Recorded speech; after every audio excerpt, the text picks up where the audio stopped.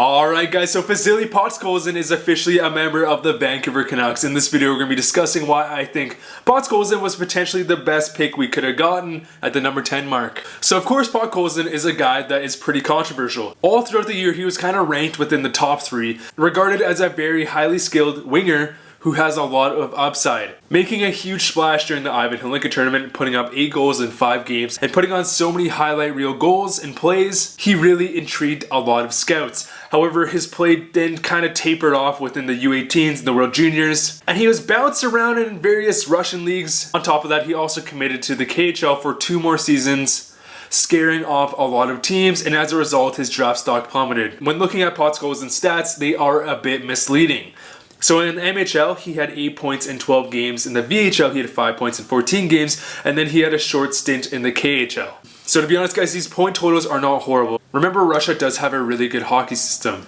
The KHL is regarded as the second best league in the world, right behind the NHL. And the VHL and MHL are considered their pipelines. Podkolzin was bounced around these teams because of management, and he was never able to fully adjust and fully adapt and get comfortable within his team. Which of course, when looking at his point totals, it did reflect that. However, what I can say is Podkolzin is the perfect player for the Vancouver Canucks. He is a complete winger who has a lot of upside. He is very dynamic. He has an excellent playmaking ability, a very deadly NHL ready shot, very good hands, and one of the best compete levels in this whole draft. Vasili Podkolzin is a very passionate, competitive person who puts 120% into every single shift. He also contains a level of grit, a level of sandpaper that honestly makes up a fantastic top 6 winger who has a lot of offensive upside. He also plays a good two-way game, so even though, of course, he has a lot of offensive upside, he's still responsible on his own end. One of the only things hindering Podkolzin was his skating ability. He is considered an average skater, however, with his compete level and him just wanting to get better and better every game, the skating is kind of the least of our concerns.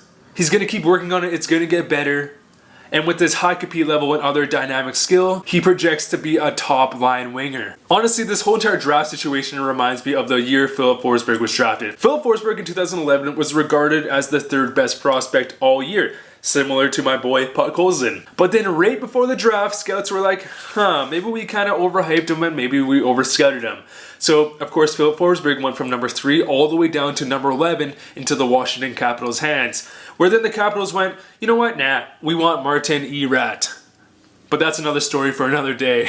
This really does remind me of Podkolzin. Podkolzin has all the skill level in the world. He really does have top 5, if not top 3 level of skill. But the whole Russian factor and that the fact that some of the teams within the top 5 who could have potentially drafted him wanted a player sooner than later really did scare away a lot of teams. And from Vancouver's perspective, Jim Benning knows that we're not going to get a player at the number 10 mark who's ready to go into the NHL in the next year or 2.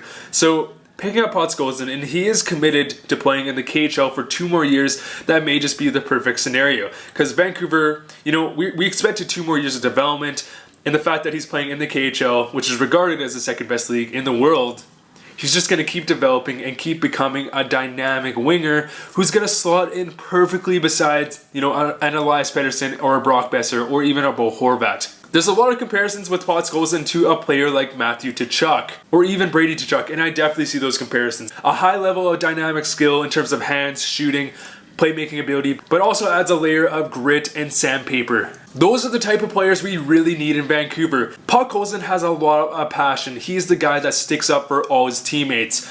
And obviously last year we saw a lot of times where Elias Pettersson was getting beat up and there wasn't a lot of guys who were willing or had the physical capability to even stand up for a guy like, Brock Besser or Elias Pettersson.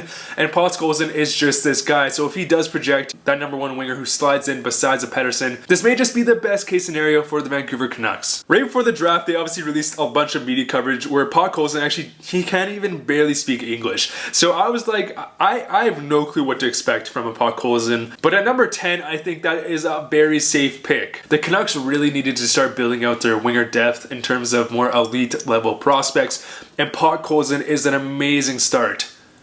Not to mention, we have another Russian player who's stuck in Russia in Nikita Tyramkin. And I guess drafting Podkolzin will potentially help the fact that we are trying to get Tyramkin back into our roster. Also keep in mind guys, Podkolzin is only 17 years old. He has a lot of development ahead of him. We're going to be able to watch him in the World Juniors next year. We're going to be able to watch him in the World Championships next year. And we're going to be able to watch him in St. Petersburg develop into that dynamic winger, and we are going to be very excited.